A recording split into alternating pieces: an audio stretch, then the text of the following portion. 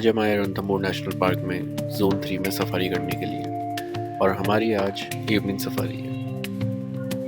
रणथंभौर में इस रोड से कनेक्टेड 1 से 5 नंबर तक के जोन्स हैं, जिसमें सबसे बेस्ट साइटिंग्स होती हैं। सभी 1 से 5 जोनों में सबसे अधिक साइटिंग के चांसेस होते हैं 6 to 10 जोन्स के कंपैरिजन में। यह है रणथंभौर रोड। यही रोड आगे चल के शेरपुर और खिलचीपुर के रास्ते से मिल जाती है। इसी रोड पे रणथंभौर के 1 से 5 नंबर जोन में जाने के लिए जो गेट है, जिसको हम गणेश धाम गेट भी बोलते हैं, वो स्थित है। यह है गणेश धाम गेट। इसी से ऊपर फोर्ट में मंदिर का इलाका और 1 से 5 जोन जाने के रास्ते हैं। अंदर आते ही हमें पहला गेट मिलता है गोमुखी गेट। गोमुखी गेट बारिश के समय में जब झील उफान पर रहती है तो एक सुंदरता का अलग ही प्रतीक बनता है। इसे चौहान वंश द्वारा राजा हमीर के समय में बनाया गया था, जिससे फोर्ट की सुरक्षा रह पाए और कोई भी आम आदमी या किसी भी राजा की फौज अंदर ना आ पाए।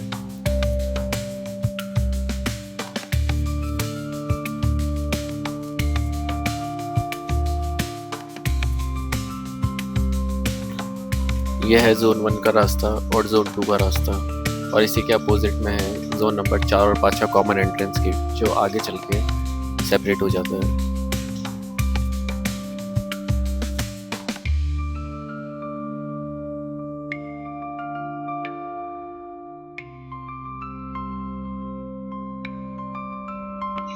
इस बार राजस्थान में काफ़ी ज़्यादा बारिश हुई, जिस बारिश के कारण रोड में कई जगह पे लैंडस्लाइड हो चुका है।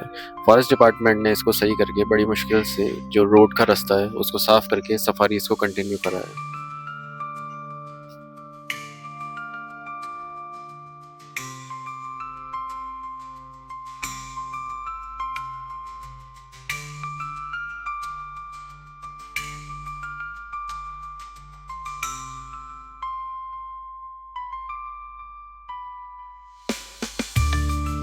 और ये है जोगीमैल गेट, जो कि रणथंभौर फोर्ट के बिल्कुल अपोजिट में है।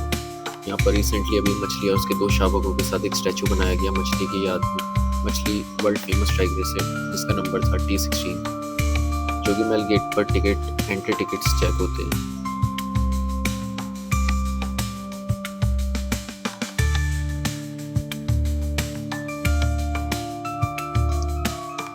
अंदर आते ही हमने सबसे पहले चेक किया पदम तालाब। पदम तालाब रणथंभौर में सबसे बड़ी झील है। यहाँ पर कई सारी झील है, पर सबसे बड़ी पदम तालाब है। जोगीमैल के बगल में स्थित पदम तालाब में 200 से अधिक मगरमच्छ भी रहती है, और यहाँ पर अक्सर टाइगर्स और अन्य जीव पानी के लिए आते रहते हैं। आगे बढ़ते बढ़ते हम टाइगर की तलाश में आगे पहुँचे तो वहाँ पर एक जिप्सी भी टाइगर के लिए खड़ी थी। हमने उनसे पूछा कि हमसे पहले उन्हें कोई फुटप्रिंट, पगमार्क या किसी की कॉल सुनाई दी थी, पर उनने मना कर दिया। उनसे पूछकर फिर हम आगे बढ़े। आगे बढ़ते बढ़ते हमने देखा कि नीचे बाघ के पंजे लगे हुए थे। पगमार्क्स को हम ट्रैक करने के लिए आगे बढ़े। पगमार्क देखते देखते जिस जगह में पगमार्क्स जा रहे थे, हम भी उसी दिशा में आगे बढ़े। आगे बढ़ने के बाद पंजे गायब हुए। हमने फिर वहीं से रास्ता छोड़ने का सोचा और हम भी आगे बढ़े। कुछ देर आगे चलने के बाद हमने देखा कि हमारे आगे के सारे जिप्सियाँ कैंटर्स अचानक से काफ़ी तेज स्पीड में चलने लगे, और कुछ ही देर बाद हमने देखा तो वह सब रुककर एक बाघ की तलाश में खड़े हो गए। हमने हमारे आगे वाले कैंटर की गाइड से पूछा तो उन्होंने हमें बताया कि कुछ ही समय पहले यहाँ पर एक बाघ आकर नीचे की साइड बैठ गया, और हम जहाँ खड़े थे वहाँ से वो बाघ हमें दिखाई नहीं दे रहा था। काफ़ी देर हमने रुकने के बाद, उसको ढूंढने के बाद देखा तो वो अचानक अपनी पूंछ और कानों को हिलाने लगा, पर पूरी तरीके से हमें दिखाई नहीं दे रहा था। काफ़ी देर इंतज़ार करने के बाद हमने सोचा कि कुछ देर आगे बढ़ा जाए और दूसरे बाघों की तलाश की जाए, तो हम आगे बढ़ चुके थे। आगे बढ़ने के बाद हम कंटिन्यू चलते रहे, अलग अलग जानवरों की कॉल्स को सुनने के लिए इंतज़ार करते रहे, पर हमें कुछ नहीं मिला। जंगल आज एकदम सूना सा था। आगे बढ़ते बढ़ते हमें दूर एक हिरणों का झुंड दिखाई दिया। बहुत सारे हिरण एक साथ घास चर रहे थे। उन्हें डर भी था कि कहीं टाइगर उन पर पीछे से आकर अटैक न कर दे। उनको देखकर हम आगे बढ़े और हम पहुंच चुके थे राजबाग लेक के पास। राजबाग भी पदम तालाब की तरह ये एक बड़ी झील है। यहाँ भी अक्सर कई शिकार किए जाते हैं।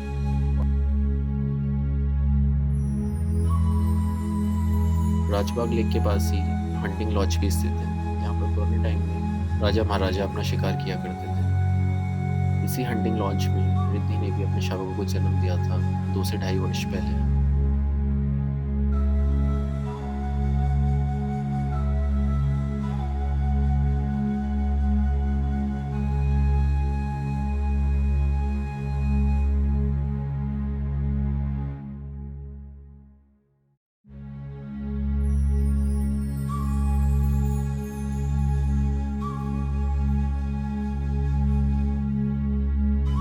आगे चलने के बाद हमें ये मिल गए, ये है वाइल्ड बोर्ड्स। रणथंभौर में वाइल्ड बोर्ड्स की भी अधिक मात्रा है।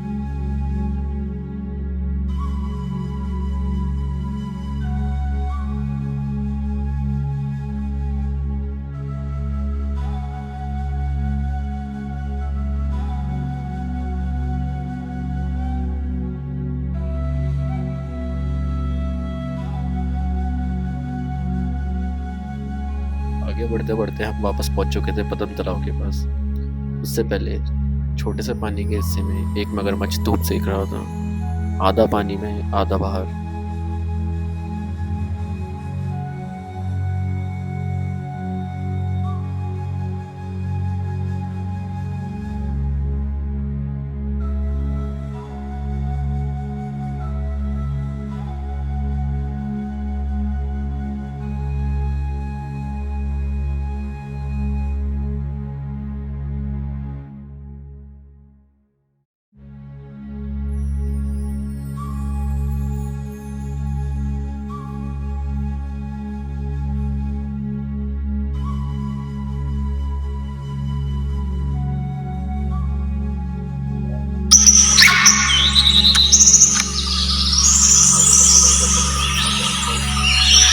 आगे बढ़ते बढ़ते अचानक से हमें कॉल सुनाई दी। ये एक सांबर की कॉल थी। तो हमने कॉल को जैसे ही फॉलो किया तो हमें वहीं पे एक टाइग्रेस लेटी हुई दिखी। यह है रिद्धि T124 की छोटी बेटी मीरा। ये अभी 2.5 वर्ष की है और मीरा इसका अनऑफिशियल नाम है, जो कि वाइल्ड लाइफ फोटोग्राफर्स और गाइड्स द्वारा रखा गया है। इस टाइग्रेस को हम काफ़ी देर से ट्रैक कर रहे थे, पर ये कहीं नीचे की साइड में लेटी हुई थी, इसलिए हमें दिखाई नहीं दे रही थी।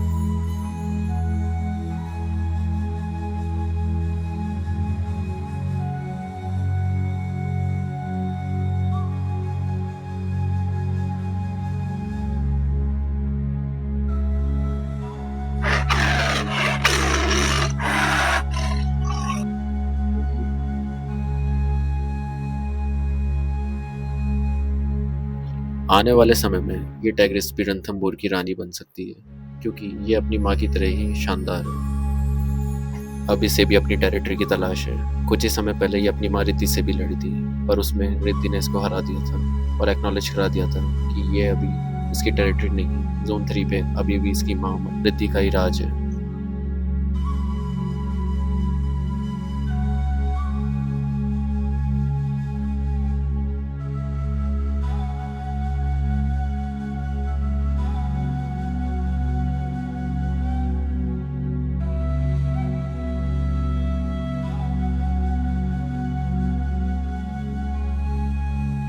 और कुछ समय बाद ये उठकर आगे की तरफ बढ़ने लगी।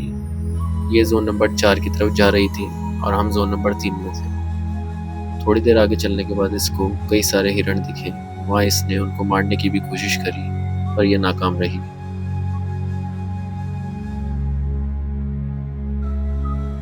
सभी लोगों को उत्साह था कि उन्हें एक चलता हुआ बाघ काफी नजदीक से दिख रहा था, पर वह कंटिन्यू चलती चलती जोन नंबर 4 की बॉर्डर्स पे चली गई और 4 नंबर में उसे देखा जा रहा था जो लोग बॉर्डर के आगे खड़े थे। जंगल में टाइगर्स के लिए कोई जोन नहीं है, जोन केवल पर्यटकों के लिए है। वह आगे बढ़कर 4 नंबर में चली गई और हम भी वापस लौटने लगे। गोल्डन आवर का समय हो चुका था। हमारा सफारी का समय भी अब थोड़ा ही बचा था। वापस चलते चलते हम जंगल को देखते हुए हमारे मेन गेट तक जाने लगे। बीच में हमने देखा सूरज की किरणें मिट्टी की धूल से टकराकर एक अलग ही सौंदर्य प्रकाश बना रही है। जोन नंबर 3 अपनी घाटियों के लिए भी मशहूर है। जब सूरज की किरणें पद्म तालाब पर पड़ती है तो एक अलग ही रिफ्लेक्शन देखने को मिलता है।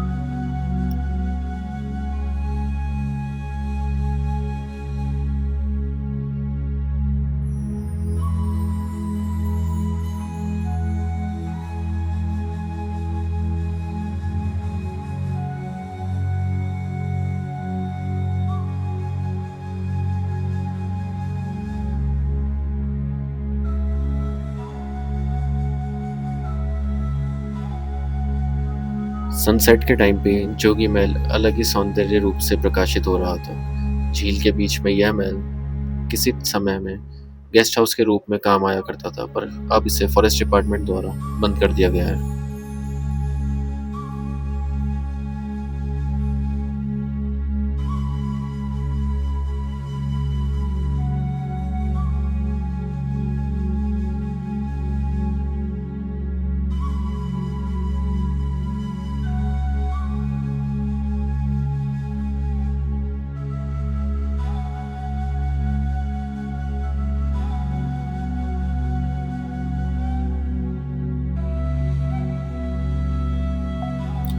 आगे बढ़ते-बढ़ते हमने देखा तो काफ़ी सुंदर सा सनसेट हो रहा था। सनसेट देखने के लिए कई लोग, कई कैंटर रुके हुए थे। हम भी वहाँ पे जाके रुके और सनसेट को देखा। पीछे बैकड्रॉप में रणथंभौर फोर्ट की परछाइयाँ और सूरज की किरणें पानी पे पड़ती हुई काफ़ी ज़्यादा सुंदर दिख रही थी। पद्म तालाब, आइकॉनिक प्लेस जो कि एक रणथंभौर में है, वो बहुत ही सुंदर दिखाई दे रही थी।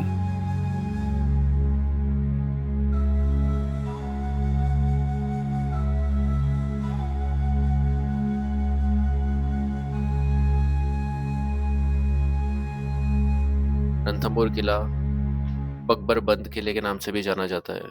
इसका यह मतलब है कि ऐसा जगह जो चारों तरफ से बंद हो या फिर घिरी हुई हो, जिसका केवल एक ही रास्ता हो जिसमें कहीं से भी कोई ना घुस पाए।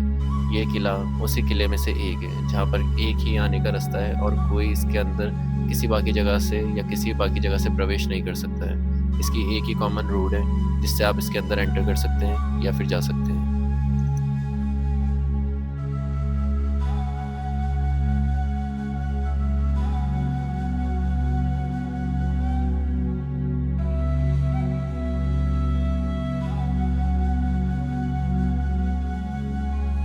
कई बार टाइगर को इस खंडर में भी बैठे हुए देखा हुआ है।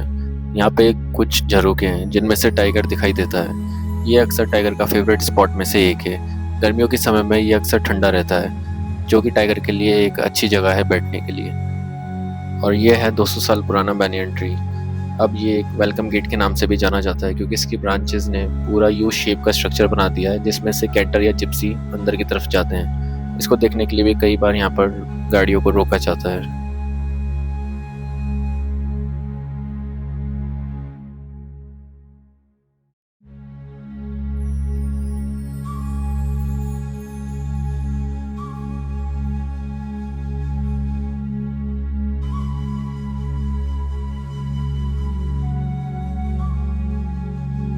तो आज की सफारी यहीं पर पूरी होती है।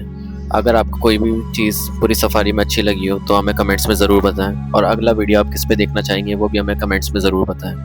अगर आपको वीडियो अच्छी लगी हुई हो तो वीडियो को लाइक करें, शेयर करें और चैनल को सब्सक्राइब करके भी शेयर करें, और ज़्यादा से ज़्यादा लोगों तक इस वीडियो को शेयर करें।